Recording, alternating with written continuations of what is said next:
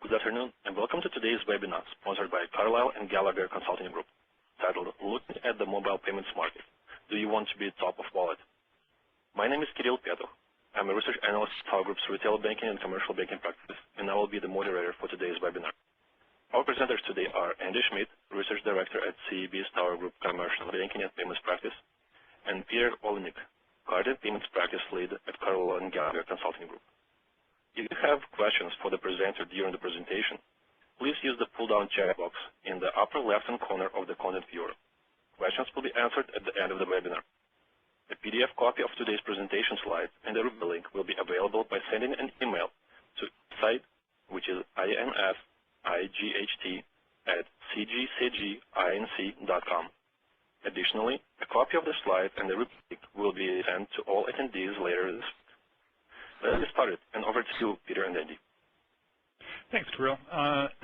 So thank you for joining us, everyone. It's a joy to have you all on the line with us today. We're really excited to talk to you about the mobile wallet market and the mobile payments market and the things that we're seeing in the marketplace today, and because it really demonstrates how much of an impact, how much of a significant impact the mobile device has made on payments. And also, as you'll see in some of the research later on, presents some fantastic opportunities for financial services institutions to better ingrain themselves in the lives of their individual customers.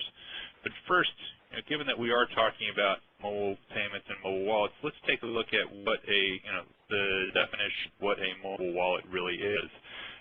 There are a number of definitions that are out there, and one of the things that I like to do in these situations is really try and simplify what the definition is, so that we can speak a common language when we're looking at technologies like these. So to me, a mobile payment is something that's initiated from a mobile phone on an anytime, anywhere basis, but it's also for delivery to another mobile phone, an email address, a point-of-sale terminal, or a deposit account with or without online banking.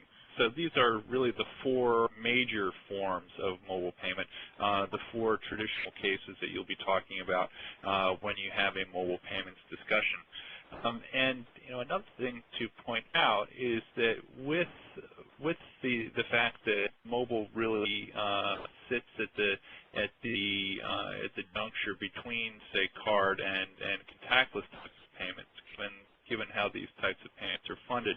One thing that I want to point out is that just because you've got a contactless sticker does not mean it's a mobile payment.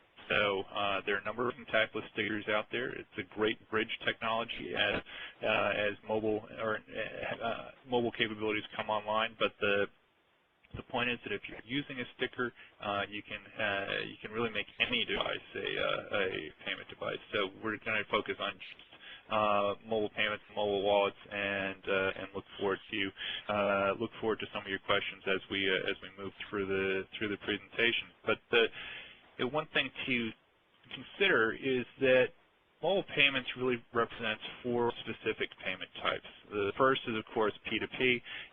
So that's the use case there would be if Peter and I went to lunch and we wanted to split the bill, I could pay him from my mobile device either through an application that would send it out over the web and through the payment networks, or as through things like Bump, which literally bump the phones together, and that affects the same type of transfer.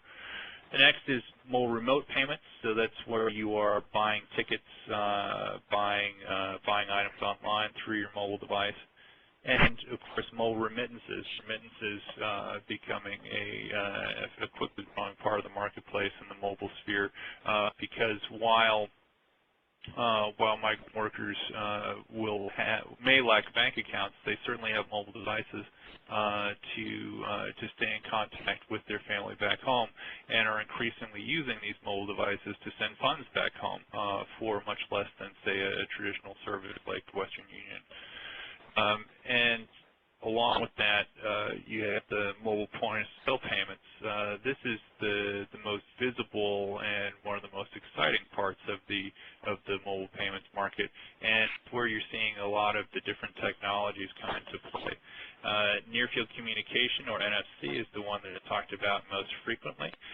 that is often seen as the gating issue for a number of retailers looking to adopt mobile payments. But you're also seeing mobile payment capabilities appear in the form of, say, 2D barcode. So Starbucks is the most commonly referenced offering within the 2D barcode scheme, and it takes advantage of capabilities that the mobile phone already has, which greatly simplifies the integration of point of sale and is not reliant upon the advancement of certain technology and standards as it is with the NFC space.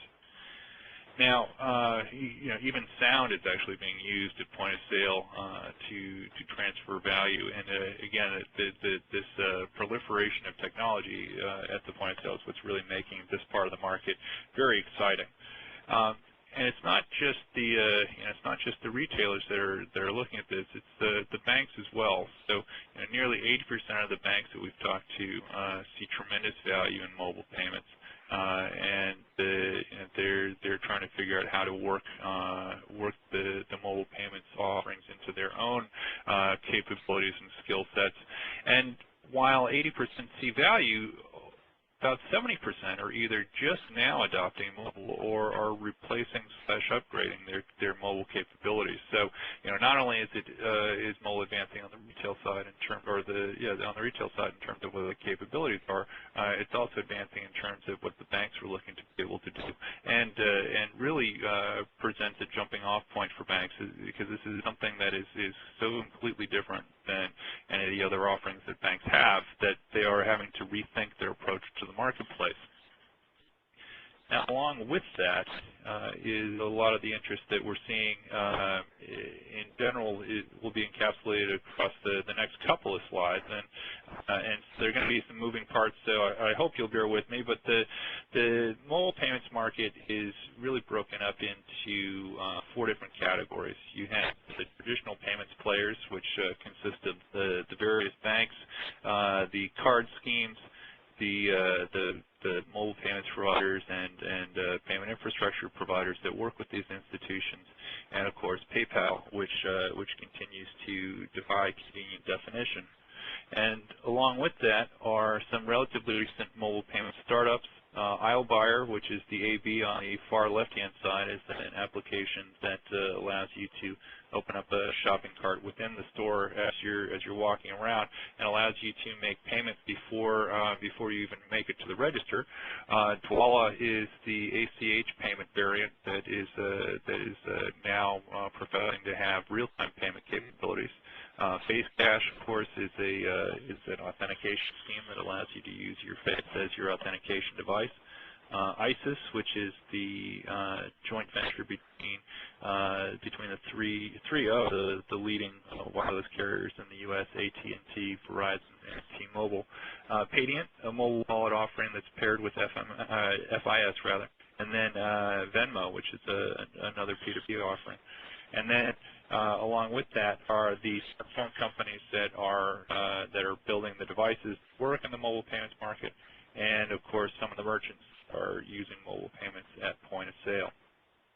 Now, this particular slide is very neat and tidy in terms of how the various payment players align. But the reality is it's a little different from that. So what I'm going to do right now is really deconstruct and reconstruct the market to give you a sense of how everyone's connected. So we're going to start off with Visa because they're doing some of the most interesting things in the mobile payment space, and we'll outline that Visa is in trials with U.S. Bank and with Bank of America, also with Wells Fargo, and along with these trials, they're pairing with Cash Edge, and Cash Edge is behind the money offering at PNC. Now, they're also behind the Huntington Bank and Fifth Third offerings, and along with that is some of the activity that Fiserv is conducting in the space. So very closely aligned with Visa, also very closely aligned with a company called MCOM that they liked so much that they acquired it and integrated it into the Fiserv offering. Those of you who've been following the space will know that they did exactly the same thing with Cash Edge, and Fiserv's P2P product is being rebranded under the Pop Money name. Let's see. From there, you move on to Fiserv working very closely with Microsoft, who, in partnership with Fiserv, is behind the Scotiabank deployment. Monetize, which is partly owned by Visa Europe, and which is the mobile banking and mobile payments vendor behind the U.S. Bank offering. You have Brim, which is providing some of the handsets in the U.S. Bank and Bank of America offering, and from there you move on to MasterCard. MasterCard, of course, is tied with Google and Citi and with Sprint to form the Google Wallet. From there, you take a look at Commonwealth Bank in Australia, where market where MasterCard has mandated that contactless payments be accepted within the next couple of years. And MasterCard, of course, also working closely with Nokia, which is working closely with Microsoft. Now, you'll see that we've only got about maybe 2/3 of the screen filled in. Now we'll start to move into some of the more alternative players and some of the deployments at point of sale. So, starting off with that is PayPal, which which positions itself as really one of the original mobile or original digital wallets, is working with FIS. Which is partnered with Paydiant, who provides their mobile wallet capabilities.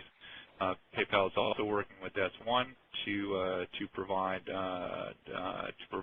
P2P capabilities to institutions like USAA. They are also behind the P2P capabilities within the Discover payment network. And of course, Discover was the first card tied into ISIS. Now, after a period of time, Visa, American Express, and of course MasterCard were included in the ISIS wallet to create a universal card capability within the ISIS offering, which is of course in pilot right now. And one of the ISIS members, Verizon, is currently blocking Google Wallet. So you're already seeing some competition, some territorial disputes right now within the mobile payment space.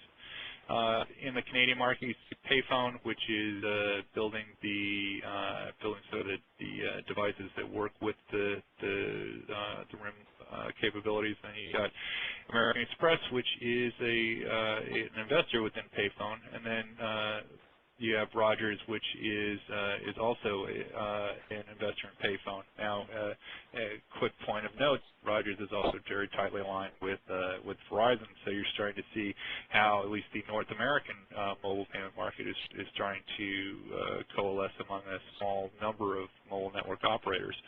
And from there, you move on to MasterCard's recent announcement that it'll be working with mFoundry.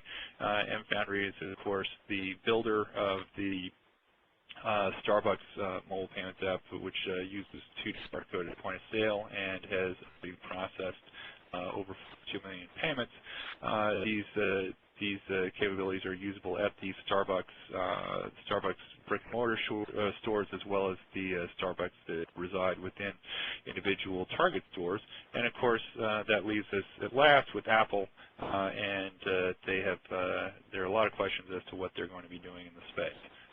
Now, a lot of those questions were unanswered until about a week ago, when Apple rolled out Passbook. And while Apple hasn't really formally added payment capabilities to Passbook, one thing to point out is that Passbook can really change everything in payments. It's an application that is due to come out about the same time as, or will be available rather, with iOS 6, the next version of Apple's mobile operating system, which is conveniently timed to come out at about the same time that the new iPhone is expected to come out. Apple so far has resisted the call to add NFC capabilities to the phone, noting, as you'll see in the screenshot here with the United Boarding Pass, that the barcodes seem to work just fine. So it'll be interesting to see what they do in terms of the hardware side of it. But the thing to keep in mind about what Passbook is it's currently a collection of your various loyalty cards, your your show tickets, as well as even your tickets to the baseball game. So you can see that the person who has this wallet will be going to see the Mets versus the Giants on July 30th, and it adds important and useful capabilities like being able to tell you what gate your flight or your train is currently going to be at, and it even has location awareness to tell you what documents within that wallet should really be popping up right now, because it knows that you're at the airport, so the United flight's the one that you're most interested in. Right now, it lacks open loop payment capability, and open loop card-based payment capability. The Starbucks prepaid card is already included within the application. We're expecting to see that increase over time to make it be a true mobile wallet, but it's a clear indication of where Apple is interested in moving. It's just a matter of what the next step might happen to be for them. So while the hardware manufacturers and while the software manufacturers are moving the market forward, the banks are still trying to figure out what they would like to do. The approaches are a bit fragmented in that there are a number of different ways that institutions are packaging their mobile capabilities. Some are combining mobile with RDC, some are offering just mobile banking, others are offering just mobile payments. And when you step back, you see at the macro level that nearly 90% of banks and nearly 80% of credit unions do offer some form of mobile banking, so you see some cohesion there. You also see cohesion in terms of the offer of mobile payments, so about 25 to 35% of institutions offering mobile payments overall. Now, the fee issue is one that is also a bit of fragmentation. So about half of institutions are looking to charge for mobile payments, and it really creates a decision point for institutions. Are they going to try and monetize on a per transaction basis the capabilities that mobile payments offers to the marketplace, or are they going to take the approach that they have to mobile banking, which is to largely give it away and use that as a method of retaining and cross-selling their customer base. So we'll be very curious to see the average fee that I've seen in the market is anywhere between 50 cents to $1. The 50 cents is typically just passed through to the customer to offset the cost of processing the mobile payment, and the dollar range, institutions like BBVA is a pure profit for the institution. So not only will the bank approaches be interesting, it'll be interesting to see what customer adoption happens to be, and whether or not they will flock to a per transaction model, or whether they seek other alternatives. Now, bank cards are the primary funding vehicle for mobile, and almost all of the mobile payments capabilities leverage existing payment rails, and most of those are card rails. And within that, debit is the dominant payment type within the U.S. and really the world for non-cash payments. Now, the good news is that on top of this is that non-cash payment volumes do continue to grow in the U.S. despite some of the challenges that we've had in the market recently, and we are finally having checks decrease at an increasing rate as we use other alternatives like card, but also start to move into the mobile payment space. Now, the three largest payment types, as you'll see at the line graph on the bottom, are still going to be debit card and as well as credit transfer and direct debit. For those who look at credit transfer and debit at a more macro level, this is the ACH network. So we are starting to see an increase in spending, an increase in the number of transactions in the ACH channel, and expect to see an additional mobile payments participants like Dwolla take advantage of ACH as a low-cost payment for banks to leverage. Now, we've talked about what mobile payments are. We've talked about where the market is heading in general. Now let's spend a couple of minutes taking a look at what a mobile wallet actually is. Here's a screenshot of a presentation that was given at South by Southwest last year and breaks the digital wallet into really five things: payment methods, financial management, coupons, comparison shopping, and tickets and passes. In my opinion, this is focusing entirely on payments, and there's some key missing elements like ID and insurance cards and loyalty and rewards programs, things that will really make the difference in terms of customer management as to how you interact and how you incent certain types of behavior. With that, you can see the three largest or three most frequently referenced mobile wallets in the marketplace. Of course, Google Wallet, which is currently only has two payment types that will work within it: a Citi MasterCard or a Google prepaid card. Gift cards can be enrolled, and it's looking to support various loyalty and rewards programs, but it's having some adoption problems given that a number of the carriers are blocking it. Serve and Visa.me, which is formerly known as Visa Digital Wallet, take a similar approach and are looking to, in the Serve offering, even be able to have you load cash onto your Serve account. And Serve is really being handled like a separate brand, a separate business within American Express. So it'll be interesting to see how that comports with the overall American Express brand, where the mantra has long been membership has its privileges. And then Visa.me looking to consolidate multiple accounts, et cetera, and help drive merchant-driven discounts and promotions. So really helping push the offers out to the consumers to opt in and look for these types of capabilities. Now, in terms of what a mobile wallet looks like to me, or what a mobile wallet could look like, I decided to unpack not only my wallet, my phone, to give a sense of what types of things live in the wallet and phone I use, and use that as a basis for comparison as we move into the next part of the presentation. Now, what I'm also done is take a look at how frequently I use these types of things, and that will help you get a sense of where banks need to focus when they're looking to work with their customers to be top of the wallet. Now, the first thing that you think of in your wallet is, well, your license or your ID. I only use that if I use it once a month. It's rare. The most often used nowadays, believe it or not, is to confirm my identity when I visit one of my clients. And with that is, moving along with that in terms of going into the office is my, of course, my proximity card that allows me to open the gates to get into the office and then unlock the office door, and of course my transit pass so that I can get to work every day.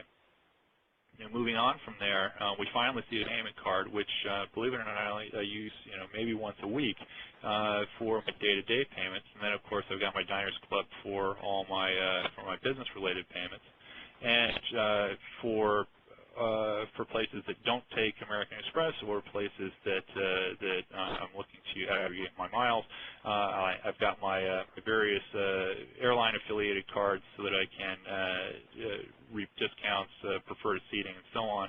Also have my ATM card, which for my credit union, which one of my colleagues teases me as one of the longest numbers he's ever seen, given that it's not the most current technology, but certainly works for me. add on to that my BJ's card or my various other types of shopping IDs, my healthcare card, and my WageWorks card that I use for my healthcare expenses. On top of that, also my Red Cross card for when I donate blood, and my Priority Pass card for when I travel to get me into various lounges, etc., so that I can have a nice quiet place to work while I'm on the road. Now, you'll see that, and of course my AAA card. And what you're starting to see is that the payments cards, there's really only one, and that's one that I use the most frequently, and that's where wallets need to be. In terms of the apps that I use, of course you have Groupon, which gives you the daily and weekly deal. Level Up, which is a firm based out of Boston that is another 2D barcode offering at point of sale. Living Social, which gives all sorts of deals that I use less frequently, and no fewer than 2 different receipt management products, one for healthcare expenses and one for the office. And then lastly, Red Laser for when I want to do my comparison shopping. So as you can see from all this, it's a very, the wallet itself is a very complicated undertaking. There's a lot going on. There's a lot of value that can be added, and it's a matter for the banks to figure out how they can best bundle these types of offerings together and help drive customer behaviors to a particular card or offering. And with that, I will hand the presentation over to Peter. Thank you, Andy. Good afternoon, everyone. I'm Peter Rolnick with Carlisle Gallagher Consulting Group, a management and technology consulting firm focused specifically on the financial services industry. At CG, we work with 7 of the top 10 financial institutions and 5 of the top 6 card issuers in the United States. And in the course of those engagements, we've had multiple opportunities to talk about mobile wallets, and we thought those conversations could be improved with some additional consumer data. We decided to conduct a survey with some specific questions around why consumers might be interested in mobile wallets and what are the threats that some of these other providers are putting out there. First set of questions that we really tried to understand were the pain points in today's world. Why might consumers be interested in mobile wallets? And the top 2 that bubbled up over the course of those questions were really 2. One around keeping track of offers.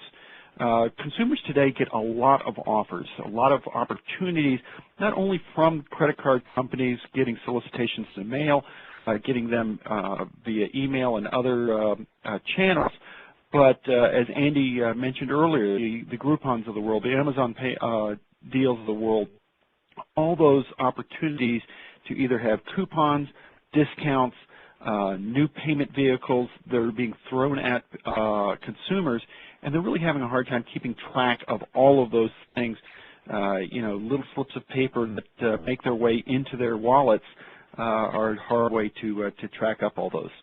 And the second thing that came up, and we specifically talked about payment due dates, but I'd make it a little bit more generic than that. It's really keeping track of all the terms and conditions around your payment vehicles. Think about your APRs, your due dates. Think about your reward terms.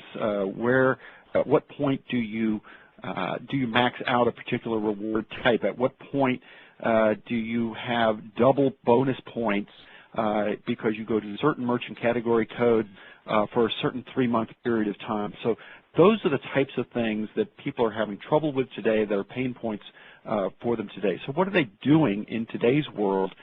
Well, they have a couple of techniques that they're putting in place that I would actually call simplified payment strategies. The first of those that we saw, we asked folks, how many cards are you using really? Are you using 1 or 2 select cards? Or are you using multiple cards because you have multiple different opportunities for loyalty programs?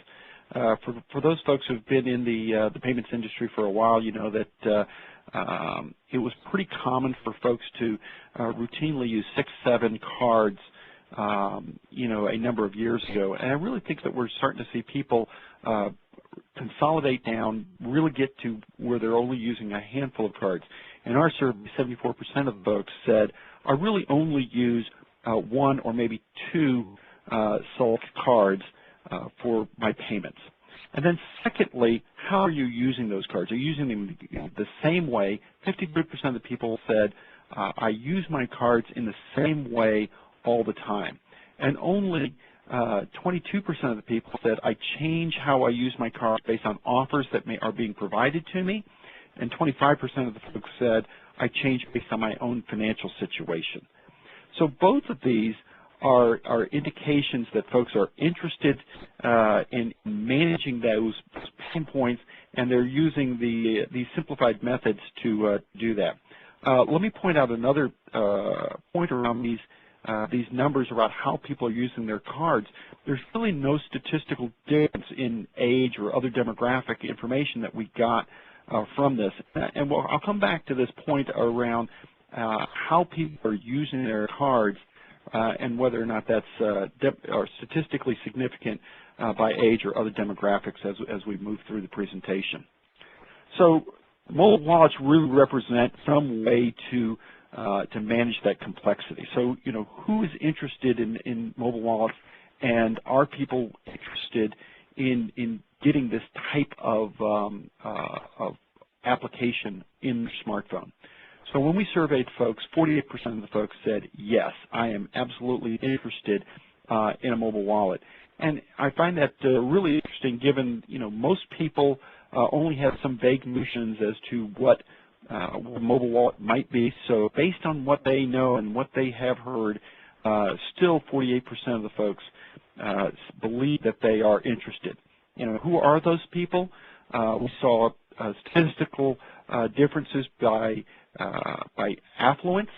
So people with a little bit more disposable income had more of a reason to want a mobile wallet, and younger people who are a little bit more technically savvy are also more interested in mobile wallets out there today. On this slide, we really started to take a hard look at those groups of folks. So I want to talk about three different distinct segments of our survey responders. The first group is the 52% that said, I'm not interested in a mobile wallet. Well, let me tell you a little bit about this group. They were more concerned with security. They were not as interested in using mobile banking. They were much more likely to have a preference towards their primary bank in all the different things that they did. Really, they're happy with their primary bank. They're not interested in mobile wallets. They're not interested in mobile banking. Now, of the 48% that said, I am interested in mobile wallet, we saw two distinct segments. The first of these we call the payment optimizers. These are the folks that are just interested in the transaction itself. They want to conduct the transaction. They want to get some receipt information. But beyond that, they're really not interested in moving around there. 21% of the people fell into the payment optimizer group. They were very interested in mobile wallets, much more interested in mobile banking. 64% of the folks were interested in mobile wallets or in mobile banking, and they're using mobile banking today. But I feel like I fall into this category. This is, when I think of myself, I'm not interested in doing a lot more than conducting the transaction and moving on. Now, the last group, the 27%, we call these folks techno shoppers because they had a very distinct, not only are they interested in conducting the transaction, they're very interested in the shopping experience. They want a big, broad, reaching, rich shopping experience. These folks are very likely to be using mobile banking already. They want to be able to use technology to do things, as Andy mentioned before. I want to be able to do comparison shopping. I want to be able to look at different places to conduct my shopping. Some of these folks were much more interested in using social networks to say, hey, I just bought a particular item, or I have a wish list, and I would wish that somebody else would buy me something around this particular line. So putting things out, working with their social network, engaging with others in a broad, rich shopping experience was important to this 27% of the folks. Now, as we looked at all three of these, we started to think about, well, who do they want to provide their mobile wallet? Now, we asked a couple of sets of questions for these folks, and we actually show you some demographics or some statistics by those three segments that we just talked about. First question we asked was, would you consider using an alternative provider? And the three that we chose were PayPal, Google, and Apple. This was not to say that others might not be very viable candidates to provide mobile wallets. We just chose these three because we thought that they would be reasonably well known to our survey responders and would be indicative of their general attitudes towards use of mobile wallets. So looking at the techno shoppers and the payment optimizers, this is the 48% of the folks that said, I am interested in mobile wallets. Those two groups, 8 and 10 of those folks said, I would consider using PayPal as my mobile wallet provider. It's a very high percentage of folks. Google and Apple fairly well on the consider question as well within those two groups. The traditionalists, again, much more likely to not want to consider some of these alternative providers in preference to their primary bank. The second question we asked, the first question was consider. The second question, which I believe is a little bit tougher, a little bit tighter, is do you believe, knowing what you know today, that you would choose PayPal or your primary bank?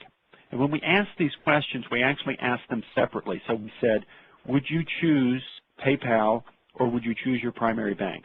Would you choose Google or would you choose your primary bank? And would you choose Apple and would you choose your primary bank? So if you look at those techno shoppers, those people looking for the broad, rich shopping experience along with the transaction services, almost half, 49% of those folks said, knowing what I know today, I would choose PayPal for my mobile wallet over my primary bank. So then we started thinking about, is it just mobile bank or mobile wallets? Are consumers open to looking at other items from these alternative providers? And we asked this question. We said, would you consider getting other banking services from these alternative providers? So we said, would you consider getting mobile banking services from PayPal? Would you consider getting them from Google or Apple? And as you can see, again, the techno shoppers, these folks that are very interested in the broad shopping experience, more than 8 and 10 of those folks, almost 7 and 10 of the payment optimizers said, yes, we would be interested in getting other banking services, not just a mobile wallet, but other banking services from a PayPal. Now, if you look at those two groups together, again, the techno shoppers, the payment optimizers, the ones that are most interested in mobile wallets today, over 7 and 10 of those said, I would be open to considering a PayPal to provide other banking services. Now, let me tell you what's also very interesting about this. When we asked our survey responders up front, what is your level of satisfaction with your primary bank? 81% of those folks said, I have a high degree of satisfaction with my primary bank. So on the one hand, people are saying, I have a high degree of satisfaction with my primary bank, but when you give me the alternative of some of these other folks that I'm interacting with today, like a PayPal or Google or an Apple, they're very open to saying, maybe these guys could do it even better. So I have a theory that, when you ask people, do you have a high degree of satisfaction with your bank, they're thinking about it in terms of, well, this is my bank, and I'm comparing it to other banks that I know of. But when you start to ask the question, would you consider from some of these alternative providers, then they're opening their mind to think about, oh, wow, I now want to think about PayPal as a provider of banking services, or Google as a provider of banking services.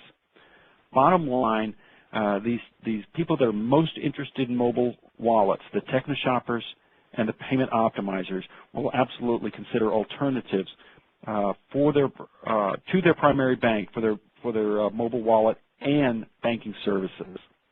So what's the mobile wallet of the future really look like?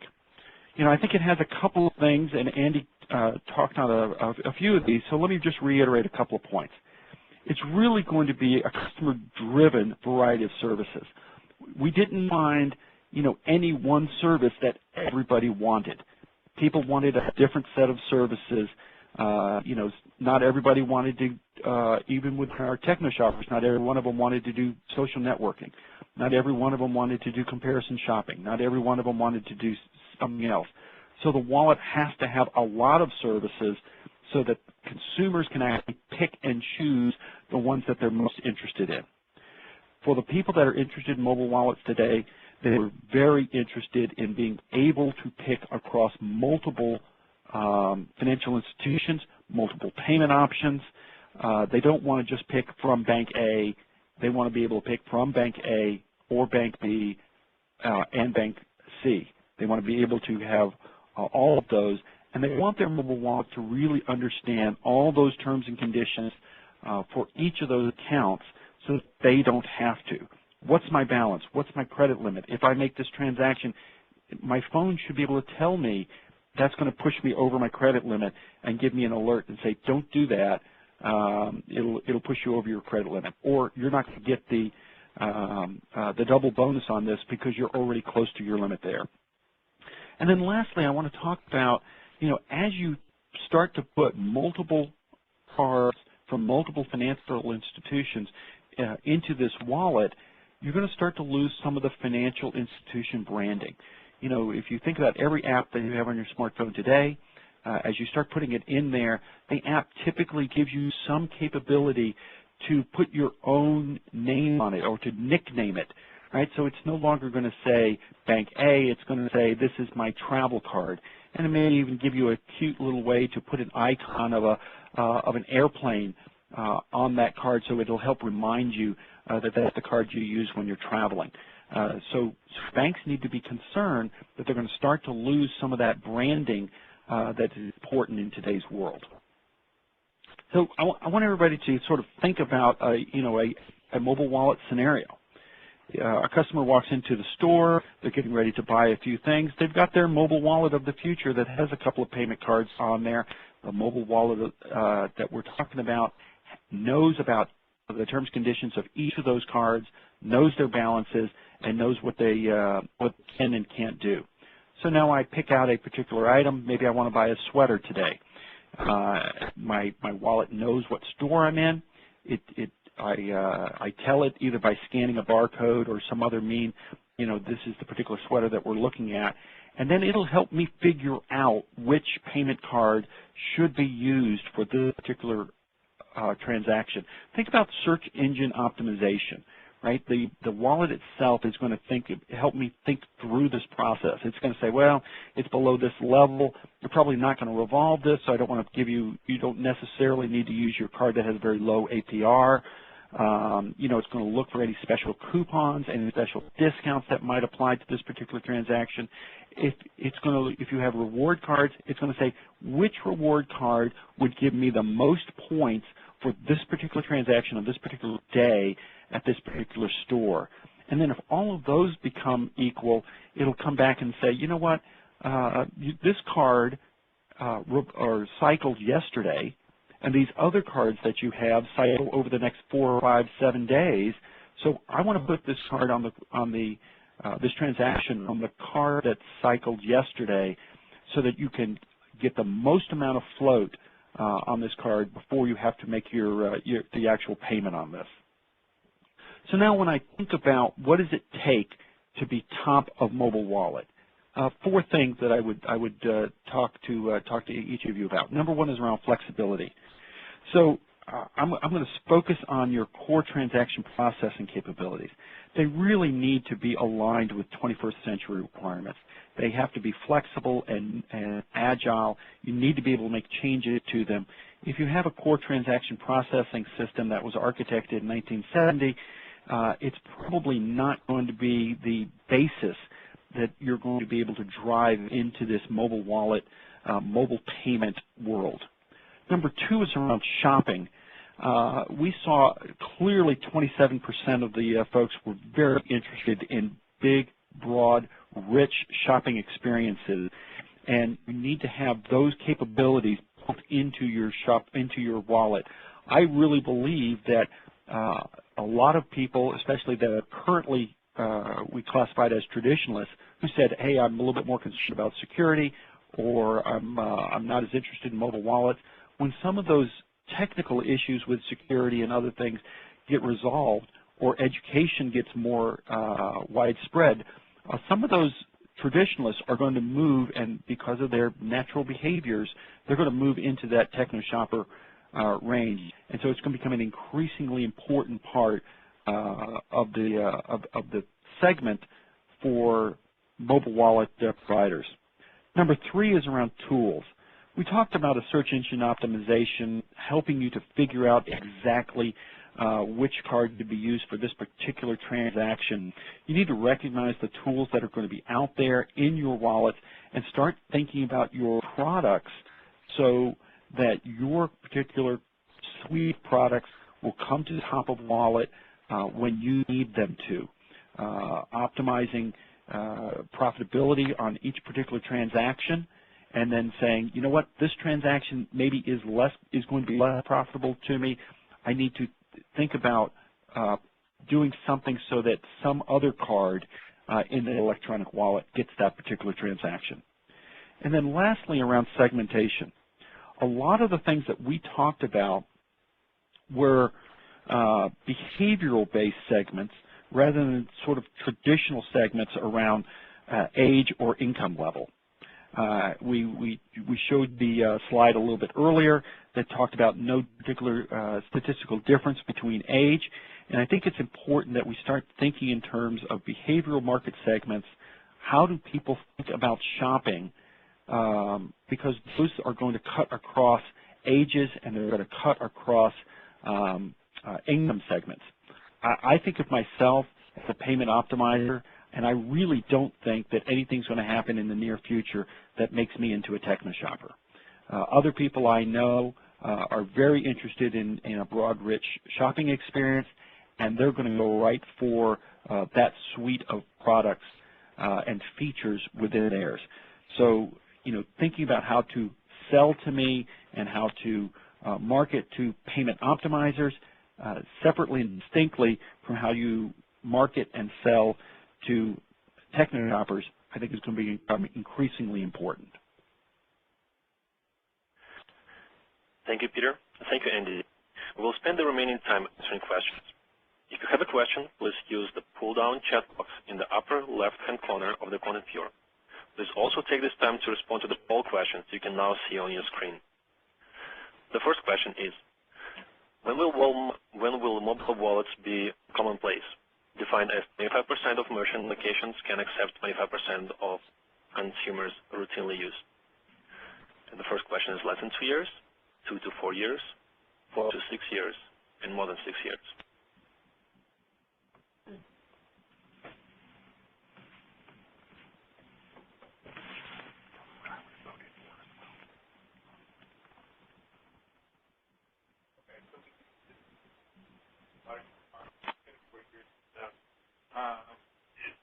We're looking to see the more widespread adoption of mobile wallets, and that's pretty consistent with what we're seeing in terms of NFC coming to point of sale and the proliferation of barcode at point of sale. So I am optimistic that it will be in the 2 to 4 year range. There's still a ways to go in terms of making, for lack of a better term, making it all work. But the advancement that we're seeing in terminals and the advancements that we're seeing in the applications are certainly pointing us in the right direction. Yeah, Andy, this is Peter. I would actually agree with that comment. I think it was Bill Gates who once said that we tend to overestimate what can be done in the next 2 years and underestimate what can be done in the next 10. So I think that the sort of the 2 to 4, maybe the 4 to 6 is probably right. And the second polling question is, what do you believe will be the biggest single hurdle for widespread adoption of mobile wallets? Security needs to be proven, merchants' reluctance to adopt new POS terminals, lack of technology standards, lack of clear business case for making the investment.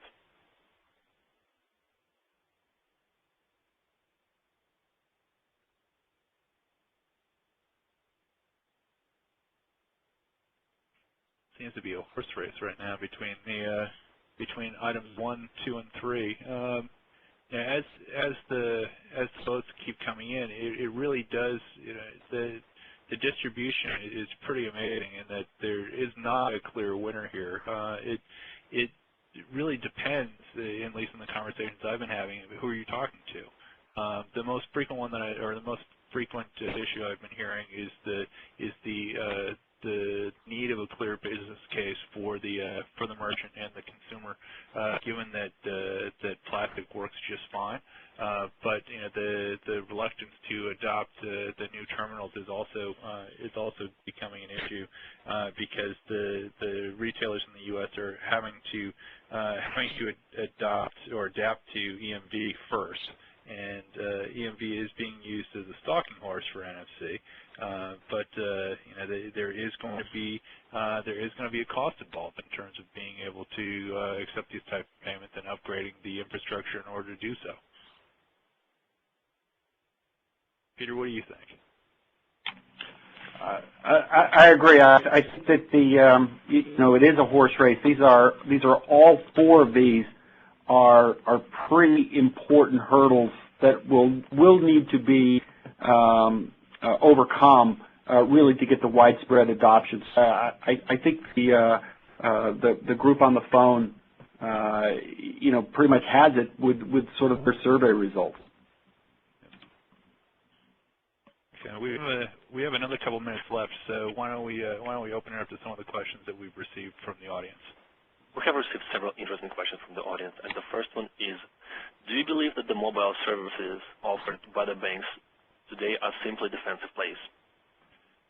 I think for me the answer is it depends. If you talk about mobile banking,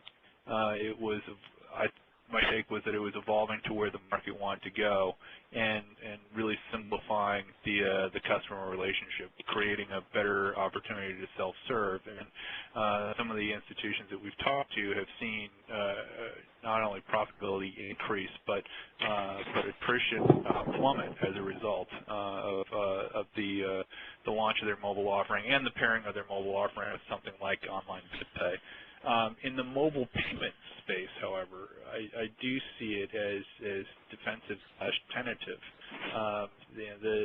The offerings are still being defined, and institutions are trying to figure out what makes sense. Do I build a wallet? Do I optimize my card to be top of wallet? Do I try and do both?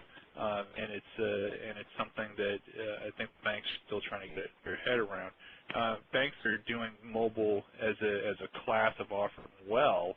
I mean, the institution that I place at the top of the list is typically USAA, where every part of the institution is available through the mobile device, including payments, includes things like even being able to file accident reports through your car insurance portal. So there are always going to be, using the terms that Peter was talking about, there are always going to be optimizers in the space. There are a handful of them, but I would agree that most are looking at this very defensively.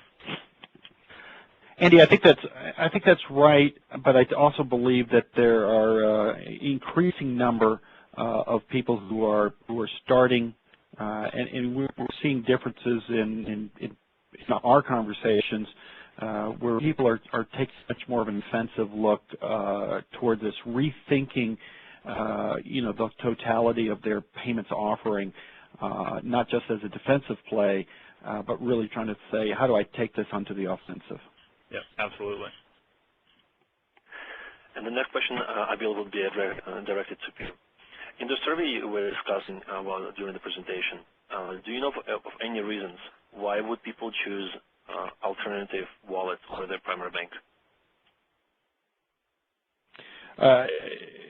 That's a good question. We didn't ask specific reasons why they would pick them, so we don't have data specifically as to why they would pick. We just asked them, would they consider and would they choose one of these alternative providers. And again, as I mentioned during the presentation, I think it's important that we're not suggesting that these three folks that we asked about, Google, Apple, and PayPal, they're not the only three that are potentially out there. We probably could have added another 5.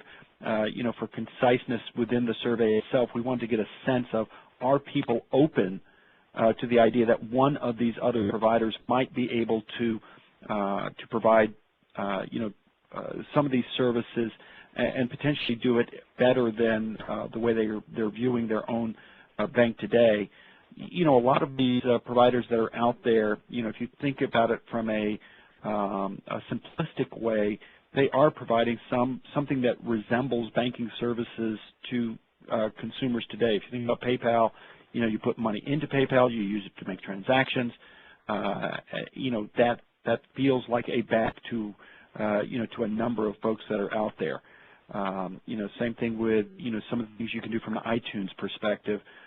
So I think it's important to think about from the consumer's perspective that they're viewing the type of relationship that they have with these alternative providers and the type of goods and services and quality of those goods and services that they perceive that are being provided there, and that's what they're trying to compare against their primary bank. And I believe we have just another minute left for one more question. How do you see current apps integrated into Apple Passbook?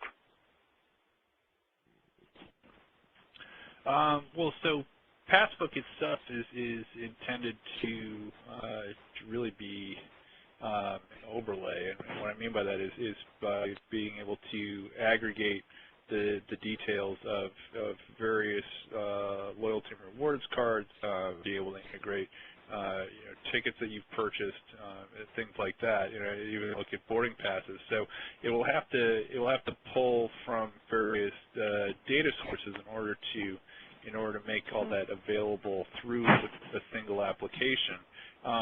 Logically, you can assume that it would also pull in capabilities from other applications that are available through iOS, and those could easily be payment applications. So if you look at the Starbucks rewards card that is already going to be integrated into the Passbook offering, it could just as easily leverage the M-Foundry app that makes that Starbucks offering work, and it could add things like being able to find your closest Starbucks and so on. I mean, just as the Passbook app will update your gate and date information, it's going to update your Starbucks balance to let you know how much you have left to spend there. So I definitely see that type of direction being a possibility within the Passbook offering. Peter, what do you think about that? Yeah, I would just have to concur with that. I don't have a lot of insights as to whether or not what Apple's strategy might be there. Right, exactly. If we knew that, right. Okay, well, Peter, Andy, thanks again for sharing your insights today. Unfortunately, we have run out of time for questions and answers. If we didn't have time to answer your question, please feel free to contact the presenters whose email addresses appear on the last slide. As a reminder, a PDF copy of today's presentation slides and a link to the replay are available by sending an email to insight@cgcginc.com. On behalf of Carlisle and Gallagher Consulting Group and the CEB Tower Group, we thank you for joining us today.